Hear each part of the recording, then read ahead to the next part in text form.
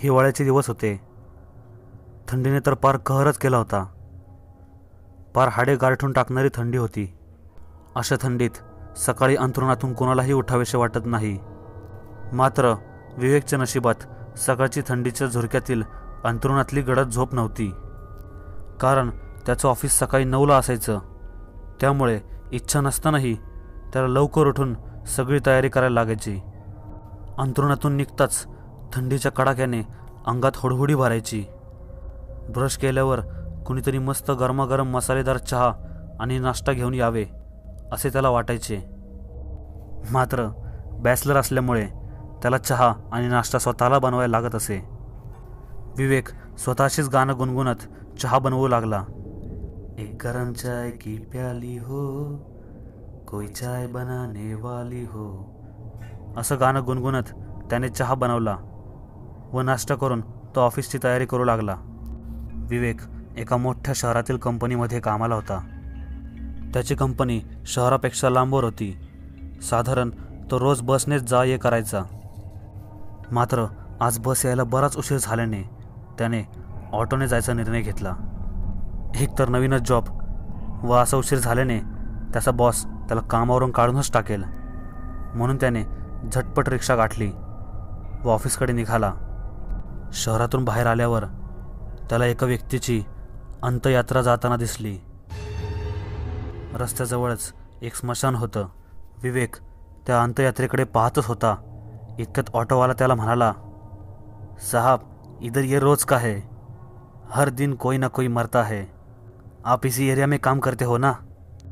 विवेकने हा म्हणत त्याला उत्तर दिले, संभल कर रहिएगा, ये इलाका अच्छा नहीं है. ये शहर का सबसे बदनाम एरिया है.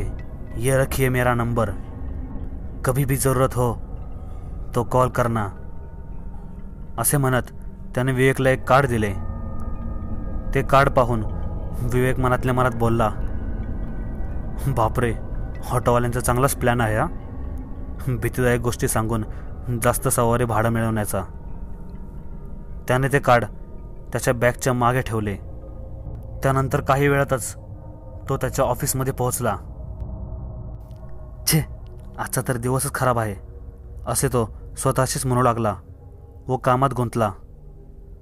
पाहता पाहता संध्याकाळ झाली. ऑफिसही सुटलं. मात्र विवेकला ओव्हरटाईम करायला लागणार होता. विवेक घरी परतणाऱ्या त्याच्या सहकार्याकडे पाहून मनातल्या मनातच म्हणाला, धत्तेरीच्या, माझं तर नशीबच खराब आहे.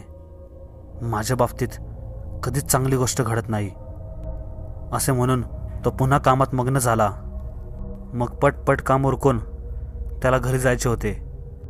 मग भराभर हात कीबोर्डवर मारत विवेक घाईगडबडीतच काम आटपू लागला. कामात त्याला वेळेचे भानच राहिले नाही. वेळ कसा निघून गेला त्याला माहितीच नव्हते. आणि आता मात्र रात्र झाली होती. रात्रीचे सुमारे 2 वाजले होते. विवेकची शिफ्ट संपली होती. तो ऑफिसच्या बाहेर आला आणि घराकडे जायला निघाला. वाटेत त्याला एकही रिक्षा भेटत नव्हती. शिवाय त्याचे ऑफिस शहरापासून लांबवर असल्यामुळे रिक्षा व कोणती टॅक्सी भेटणे अवघडच. थंडीने तर हाहाकार केला होता. जणू हिमवृष्टीच होत आहे. रस्त्यावर दाट धुकं जमलं होतं. थंडीने विवेक कुडकुडत होता. हातपाय थंडीने सुन्न पडले होते. तेवढ्यात विवेकला लगेच त्या रिक्षावाल्याने नंबर दिला असल्याचे लक्षात आले. त्याने ताबडतोब त्या रिक्षावाल्याला कॉल केला, पण तो नेटवर्क क्षेत्राच्या बाहेर दाखवत होता. मग काय, पर्याय नसताना त्याने पायी पायी जायचा निर्णय घेतला. थंडीच्या कडाक्यात धुक्यांमधून वाट काढत विवेक एकटाच त्या सुमसान रस्त्यावरून जात होता. मग त्याने रागातच आपल्या बॉसला शिव्या द्यायला सुरुवात केली. काय माणूस भुताड, मेला मुडदा 15-15 तास कामाला लावतो. काही काळाने चालत चालत तो त्या स्मशानाजवळ आला. थोडा वेळ थांबला, काहीतरी विचार केला आणि शांत झाला. जाऊ दे, कुठं कोणाला शिव्या देत बसायचं. अखेर सर्वांचा शेवट इकडेच होणार असे म्हणत तो त्या स्मशानात पाहू लागला. त्याला तिकडे दूरवर एक हलका प्रकाश दिसला. धुक्यांमुळे तो प्रकाश लाईटाचा आहे की शेकोटीचा हे स्पष्ट दिसत नव्हते. त्याला वाटले इथे पहारे देणारा कोणीतरी असेल शेकोटी करत. पण जेव्हा त्याने थोडे जवळ जाऊन पाहिले त्याला तिथे एक काळी पुसटशी आकृती बसलेली दिसली. विवेकने त्या आकृतीच्या दिशेने थोडे जवळ जाऊन एका झाडाच्या मागून आडोसा घेतला व लपून तो सगळे दृश्य पाहत होता. त्याने पाहिले की एक अघोरी मांत्रिक त्या स्मशानात बसून सकाळी पुरलेले प्रेताचे अवयव काढून ते तोडत होता आणि कसली तरी मंत्र साधना करत होता. त्या मांत्रिकाने प्रेताला उखरून काढून त्या भोवती कसले तरी रिंगण बनवले होते. त्या रिंगणात एक छोटेसे हवनकुंड अग्नी लावून तो अघोरी मांत्रिक त्या प्रेताला आपल्या मांडीवर घेऊन बसला होता आणि काहीतरी मंत्र पुटपुटत होता. रिंगणाभोवती लिंबू व खूप साऱ्या भावल्या ठेवलेल्या होत्या. ती बहुतांश आत्मा कैद करण्यासाठीची अघोरी विद्या होती. कधी तो मांत्रिक जोर जोरात हसायचा तर कधी रडत रडत मंत्र साधना करायचा. त्या प्रेताचे एक एक अवयव तो एखाद्या जनावराप्रमाणे तोडत खेचायचा. विवेक हे सगळे दृश्य पाहून घाबरला. त्याने तिकडून लवकर निघून जावं असा विचार केला. आपण बरं आणि आपलं काम बरं, मला काय करायचंय असे म्हणून तो तिकडून गुपचूप निघू लागला. पण जर उद्या त्याच्या कुटुंबातल्याच एका सदस्याबरोबर असे झाले तर हा विचार त्याच्या मनात आला. एखाद्या मंत्रिकाने त्याच्या अघोरी साधनेसाठी त्याच्या एखाद्या नातलगांना लिहिले तर नाही, या गोष्टींकडे दुर्लक्ष करून चालणार नाही. याला कुठेतरी आळा बसला पाहिजेच. त्याने कसलाही विचार न करता 100 डायल केले व पोलिसांना तिकडची सगळी हकीकत सांगितली. काही काळानंतर पोलीस तिकडे आले व त्या मांत्रिकाला पकडून गाडीत डांबले. पोलिसांनी विवेकचे कौतुक केले व त्याचे आभार मानले. विवेक दुसऱ्याच दिवशी न्यायालयामध्ये आय विटनेस म्हणून गेला होता. मग कोर्टाने त्या मांत्रिकाला 10 वर्षांच्या कठोर कारावासाची शिक्षा ठोठावली व विवेकचे कौतुक करत त्याचा सन्मान करण्यात आला. मात्र त्या मांत्रिकाच्या डोळ्यात तीक्ष्ण सूड घ्यायची इच्छा दिसत होती. तो मांत्रिक एकदम रागारागाने विवेककडे पाहत होता.